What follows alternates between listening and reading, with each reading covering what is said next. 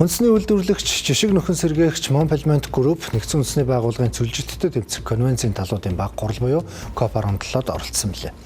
Тус компани хэрэгжүүлж буй Build Greenland төсөл үндэсний ногоон лаб платформын сонгон шалгаруулалтаар COP17-д оролцож буй гадаад дотоодын хөрөнгө оруулагчдад танилцуулах 15 төслийн нэгээр шалгарсан байна.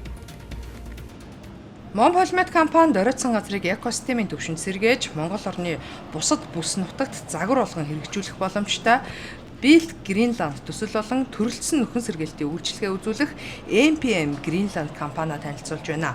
Build Greenland төсөл үндэсний ногоон лаб платформын сонгон шалгаруулалтаар COP17-д оролцож байгаа гадаад дотоодын хөрөнгө оруулагчдад танилцуулах 15 төслийн нэгээр шалгарсан юм а. Бидний хамгийн гол суурь философи маань байгаль орчинтой ээлтэй. Гэхдээ нийгмийн эдийн засаг, хүний хөгжлийн тэнцвэртэй энэ байдлыг хадгалсан юм компани засаглалыг бий болгож одоо амжилттай явуулсаар манай үйл ажиллагааны хамгийн гол одоо чиглэл болж өнгөрсөн хугацаанд одоо жишг гэж хэлж болох үс нөхөн сэргээлтүүдийг хийгээд байна. Энэ хурлаар маш олон гадны зэвсэг төлөөлөгч нар ирсэн. За тэгээд яг энэ Монгол улсад ийм хэмжээний өндөр түвшний дэлхийн хэмжээнд жишг гэж хэлж болохоос нөхөн сэргээлтийн үйл ажиллагаа явуулж байгааг бас их гайхаж байна. Их сайшаалтай байна гэж хэлж байгаа манай компани үйл ажиллагаатай танилцаад энийг сонсох ч гэсэн бас бидний хувьд таатай байлаа.